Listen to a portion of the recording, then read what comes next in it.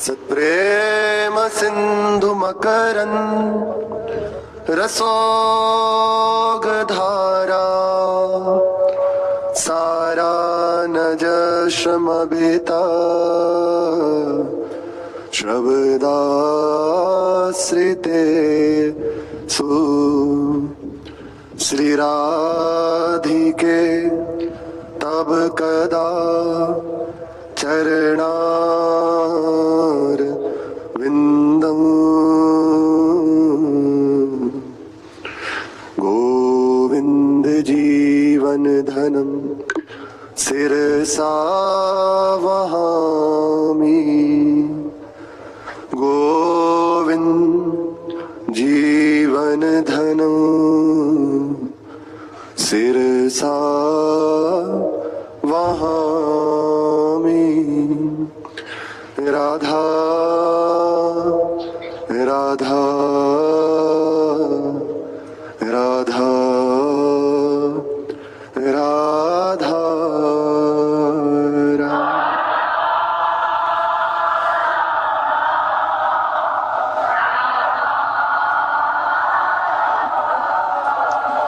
राधा राधा राधा राधा राधा राधा राधा राधा राधा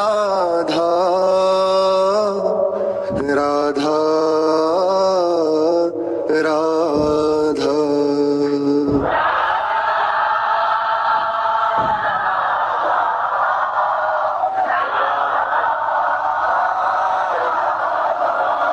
राधा राधा राधा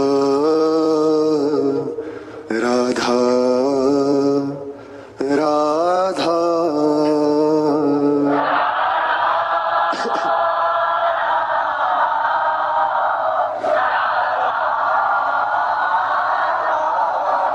श्री राधा वल्लभ लाल की जय। यस्याः कदापि वसनांचल खेलनोत्थ धन्याति धन्य पवने कृतार्थमानि योगिंद्र दुर्गम गतिर मधुसूदनोऽपि तस्या नमोस्तु वृषभानुभुवो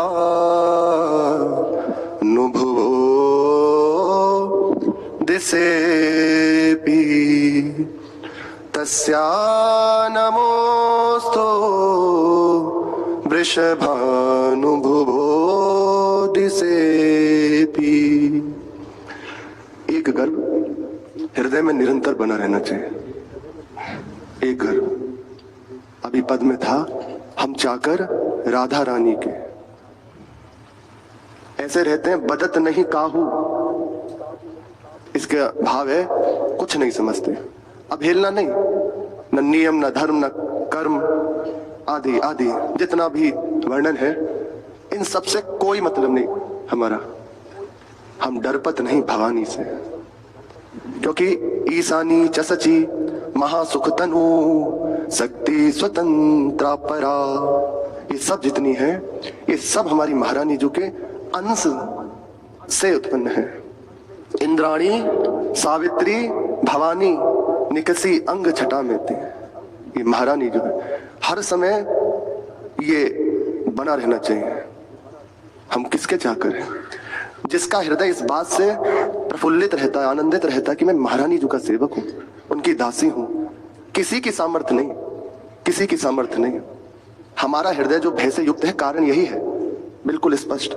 हम अभी अंदर दास्ता स्वीकार नहीं कर रहे हैं, प्रभु को अपना नहीं मान रहे, इसलिए कभी बेकार रौन देते हैं, कभी कुछ कभी कुछ। जब मन जैसा चाहता है वो अपना कार्य कर देता है, सामर्थ्य नहीं रहती। दास्ता जहां हृदय से स्वीकार हो गई, मेरी महारानी, अब ना मन की सामर्थ्य, न बाहर किसी की सामर्थ्य। अरे किसकी कहें, मन के अधिष्ठाता वासुदेव हैं, वे जिनकी अबही पंगु भई मन की गति, बिनु उद्यम अनियास मन की गति उनकी भी पंगु हो गई, उन्हें अपनी सुधि नहीं रही। फिर उपासक को कोई कष्ट हो जाए, अरे कैसा भी कष्ट हो, कहते हैं काट दिया जाए, और हुआ ऐसा भी।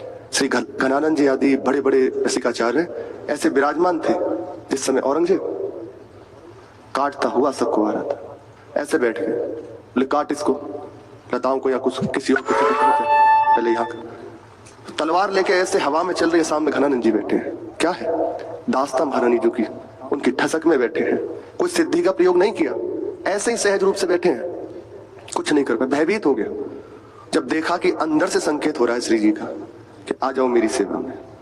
ऐसे ही बैठे, वैसे ही बैठे थे, बोले अब चला, जिसलिए आया वे कार्य पूरा हो जाएगा। तो अपने आप को स्वयं काटवा लिया, ताकत नहीं किसी की, दास्ता स्वीकार करने की जरूरत। हृदय में इतनी ठसक रहे, और जहां हृदय में ठसक आ गई मेरी महारानी, भजन छूटेगा, चिंतन छूटेगा, कुछ और नहीं रहेगा, कुछ और नहीं रहेगा। पूर्ण आसक्ति जहां महारानी जी के चरणों में हुई, पूर्ण भगवत प्राप्ति वो कभी दूर नहीं होगी। जितनी जितनी आपके हृदय में, हमारे हृदय में आसक्ति बढ़ती जा रही है, वे सामने आते जा रहे हैं। संपूर्ण आसक्ति को बटोर के उनके चरणों में गुरु कृपा से जहां लगाया, तो संपूर्ण रूप से सामने है। बस इस बात की ठसक रहे कि जिनके नीलांचल श्री महारानी जो वन विहार करने के लिए निकली, सखियों के संग है, तो गेंद का खेल हो रहा है, उस गेंद का ऐसे स्पर्श करके उछाल रहे हैं, और संग में ऐसे होता है ना, पकड़ने के लिए खुद भी उछलना। तो उछालने के बाद जब उस स्वयं ऐसे बहुत कौतुकी हाथ में लेने के लिए उछली, तो नीलांचल का छोर ऐसे फहरा रहा है, उसका स्पर्श करके जब पवन बह रही है और श्री लालजू महाराज वही हैं, समीप में ही हैं, उसको स्पर्श करते हैं, उनका श्रीअंग, तो अपने आप को कृतार्थ मानते हैं, धन्याति धन्य मानते हैं। अहो भाग्य कि श्री स्वामी जी के श्रीअंग का स्पर्श मुझे प्राप्त हो रहा है, धन्याति धन्य पवनेन, कृतार्थ माने, अपने आप को कृतार्थ समझ लेते हैं। कौन है,